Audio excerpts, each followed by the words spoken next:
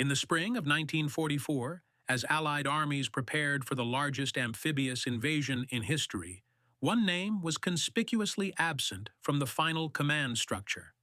George S. Patton, the most aggressive and feared American battlefield commander of the war, would not lead Allied forces on D-Day. To the public, Patton was the embodiment of American offensive warfare. His victories in North Africa and Sicily had crushed Axis forces with speed and brutality, and his reputation alone unnerved German commanders. Many expected him to spearhead the invasion of Normandy.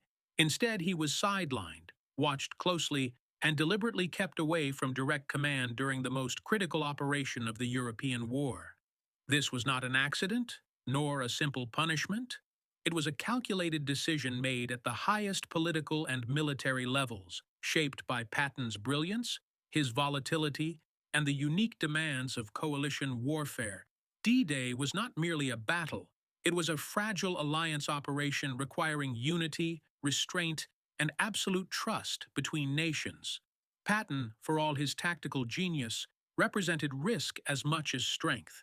By 1944, Allied leaders understood that the invasion could not survive internal fractures, reckless behavior, or political embarrassment. The question was not whether Patton could fight. It was whether he could be controlled at the exact moment when control mattered most. The roots of Patton's exclusion lay as much in politics and perception as in performance. In Sicily in 1943, Patton's career nearly ended after he slapped two hospitalized soldiers suffering from combat fatigue. The incidents exploded into scandal when they reached Washington. Franklin D. Roosevelt faced enormous pressure to remove Patton entirely, while Allied leaders worried about public backlash and coalition stability. Patton apologized, but trust was shaken.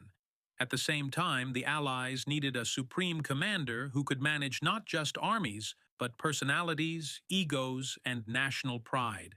That role fell to Dwight D. Eisenhower, whose strength was not battlefield ferocity, but diplomacy, coordination, and calm authority. Eisenhower could keep British and American commanders aligned under immense pressure. Patton could not. Rather than discard him, Allied planners made a different choice. They turned Patton into a weapon of deception. As commander of the fictional 1st United States Army Group, he became the centerpiece of Operation Fortitude, convincing Hitler that the main invasion would strike at Pas de Calais. German intelligence fixated on Patton, holding back critical reserves for weeks after June 6, 1944. Ironically, Patton's reputation proved more valuable when he was absent from Normandy than if he had led the landings himself. His exclusion was not a demotion. It was strategic containment. Allied leaders understood that winning D-Day required not the best fighter at the front, but the most stable commander at the top. Patton would get his moment soon enough. But on D-Day, the risks he represented outweighed the advantages he offered. Beyond politics and scandal, Patton's exclusion from D-Day was driven by a deeper concern shared by Allied planners: temperament under pressure.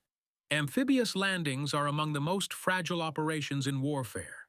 They depend on precise timing, strict coordination, and restraint at critical moments.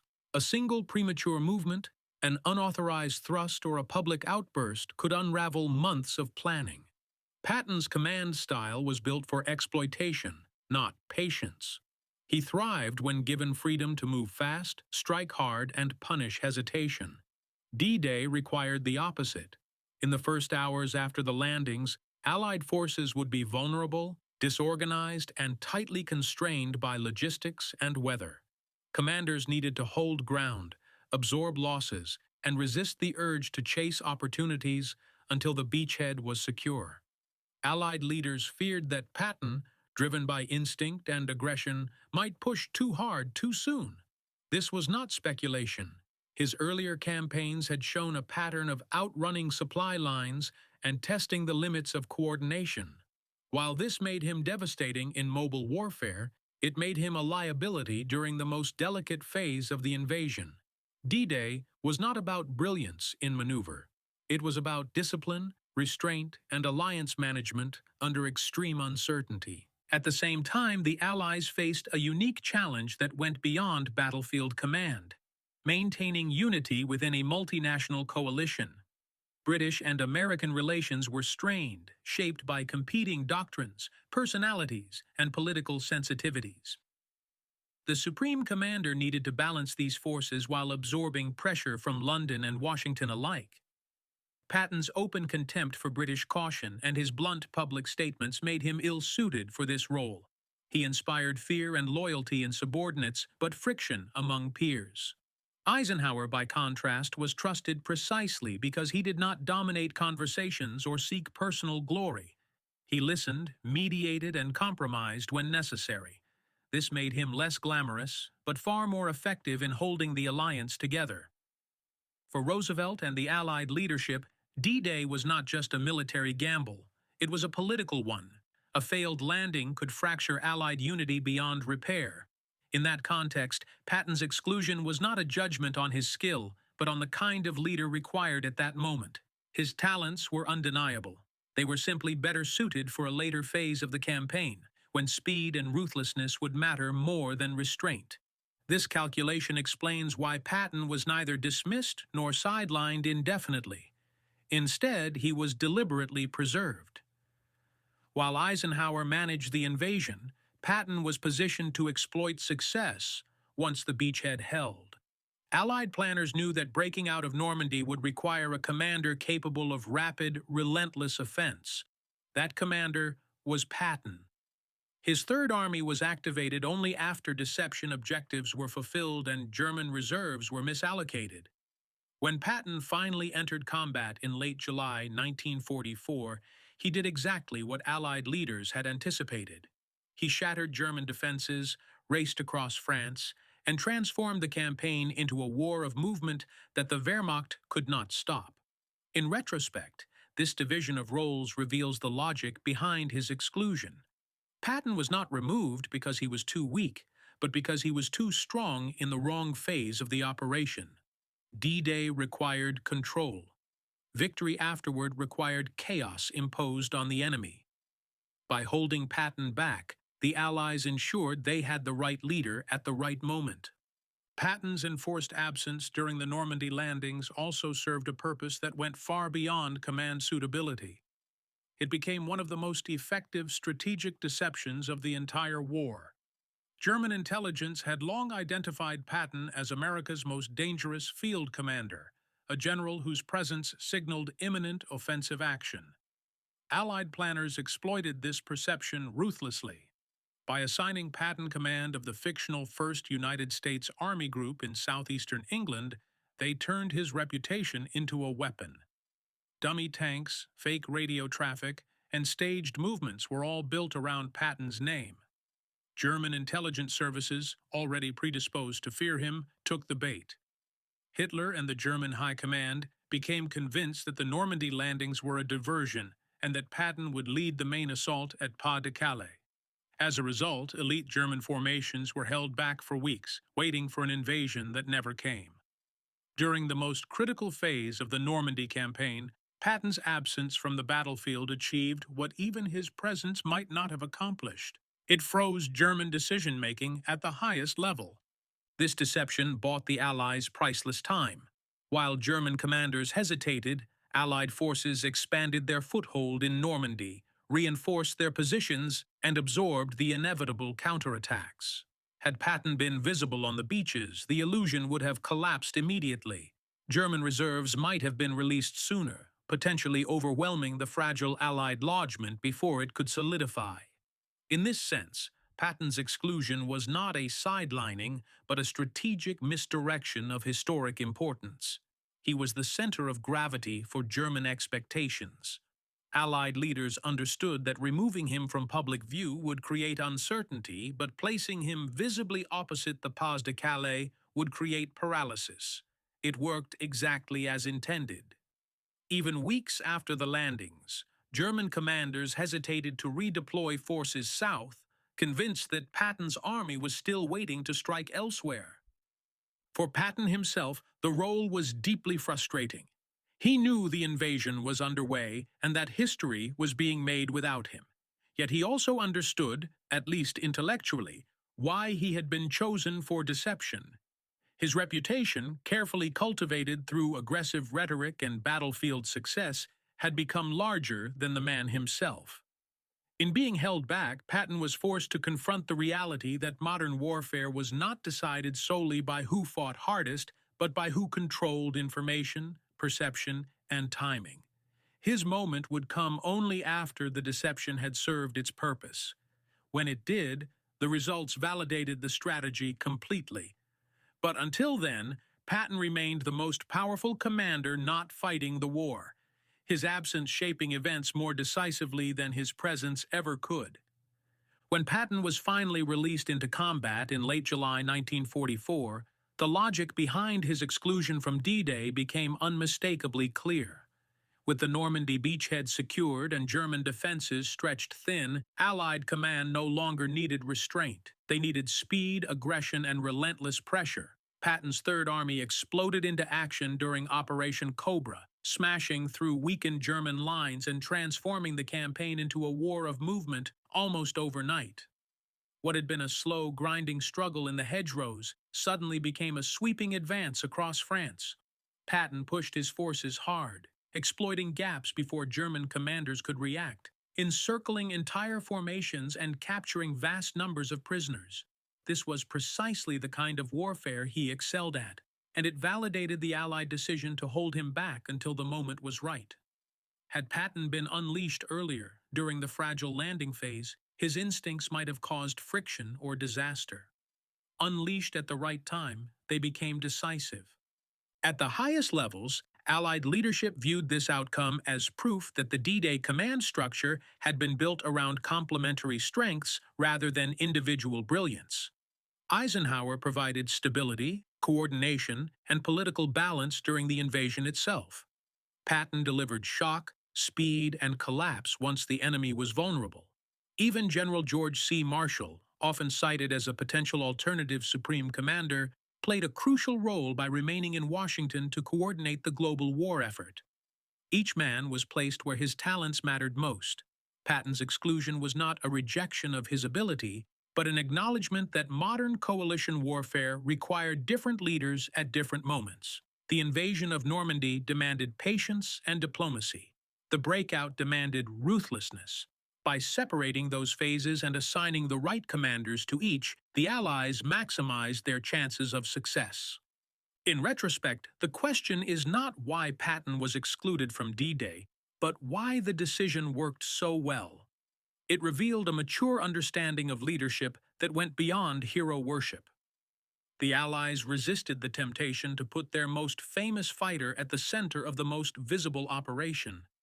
Instead, they treated command as a strategic resource to be deployed with precision. Patton would become one of the defining figures of the war in Europe, but not on June 6, 1944. His greatest contribution came after the beaches were secure, when speed and fear could be turned against a retreating enemy. D-Day succeeded not despite Patton's absence, but in part because of it. The Allied victory in Europe was achieved not by choosing one best general, but by knowing when each general mattered most. Patton's exclusion from D-Day also exposed a fundamental truth about modern warfare that many observers missed at the time. Victory at the highest level is often about control, not dominance.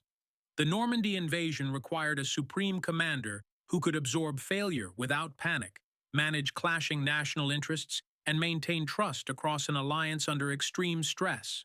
Eisenhower's greatest strength was not tactical brilliance but emotional discipline. On June 6th, nothing went fully according to plan. Landings went off course, units were scattered, casualties mounted rapidly, and communications broke down. In such moments, a commander driven by aggression or personal instinct could have made catastrophic decisions. Eisenhower instead allowed subordinates room to adapt while maintaining strategic coherence. Allied leaders knew Patton's temperament made him ill-suited for that kind of restraint. His strength lay in seizing opportunity, not managing uncertainty. D-Day was a moment of uncertainty on an unprecedented scale. This distinction mattered politically as much as militarily. The invasion was not only an Allied operation, but a global spectacle watched closely by friend and foe alike. A public scandal, an undisciplined statement, or visible friction between commanders could have undermined confidence at home and abroad. Patton's earlier controversies had demonstrated how quickly his words and actions could become liabilities. Roosevelt and Marshall understood that the first hours of D-Day would shape global perception of Allied competence. Any sign of internal disorder could embolden Germany or weaken Allied resolve.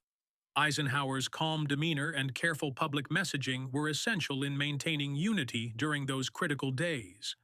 In this context, excluding Patton was not an indictment of his courage, but a safeguard against unnecessary risk at the most politically sensitive moment of the war. The irony is that Patton himself ultimately benefited from this arrangement. By being kept out of the Normandy landings, he was preserved from the attritional fighting that consumed other commanders during the first weeks ashore. His forces remained intact, his reputation intact, and his psychological impact on the enemy undiminished. When he finally entered the fight, he did so at full strength, with freedom of action, and against an enemy already destabilized by deception and delay. The decision that initially appeared to sideline America's best general instead amplified his effectiveness later. Patton did not lead D-Day because D-Day was not the battle that needed him. His moment came afterward, when speed, fear, and relentless pursuit could be weaponized. The Allies did not exclude Patton because they doubted his ability. They excluded him because they understood exactly how to use it. In the end, Patton's exclusion from D-Day stands as one of the clearest examples of strategic leadership in World War II. Allied commanders resisted the powerful temptation to place their most famous and aggressive general at the center of history's most dramatic operation. Instead, they asked a harder question, not who was the best fighter, but who was best suited for that specific moment. D-Day was a test of endurance, coordination, and political stability more than raw combat skill. It required a leader who could absorb chaos without escalating it, who could keep British and American commanders aligned under immense pressure, and who could accept responsibility if the operation failed. Eisenhower fulfilled that role. Patton, by contrast, was a force multiplier meant for a different phase of war. By holding him back, the Allies ensured that when the invasion succeeded, they still possessed a commander capable of turning success into collapse. This decision also challenges the popular image of wartime leadership as a hierarchy of talent, where the best general should always command the most important battle. World War II proved the opposite. Leadership was situational. Eisenhower, Marshall, and Patton each represented different forms of excellence, none of which could replace the others. Marshall's strategic oversight in Washington coordinated a global conflict across multiple theaters. Eisenhower's steady authority held a fragile alliance together during its most dangerous gamble. Patton's ferocity shattered German defenses once the conditions were right. The Allied victory in Europe was not the product of a single brilliant commander, but of deliberate role assignment based on temperament, politics, and timing. That level of restraint required confidence at the highest levels of command. So why was America's best general excluded from D-Day? Because the Allies understood something that history often overlooks. Winning the war required more than battlefield courage. It required knowing when not to use your most dangerous weapon. Patton's absence on June 6, 1944, was not a slight or a failure of judgment. It was an act of strategic discipline. By keeping him in reserve, the Allies preserved his psychological impact, maximized his strengths, and avoided unnecessary risk at the war's most delicate moment. When Patton finally unleashed his Third Army, the results spoke for themselves. D-Day succeeded because the Allies chose control over spectacle, and Patton's legacy endured not despite his absence from Normandy, but because of how carefully his power was ultimately deployed.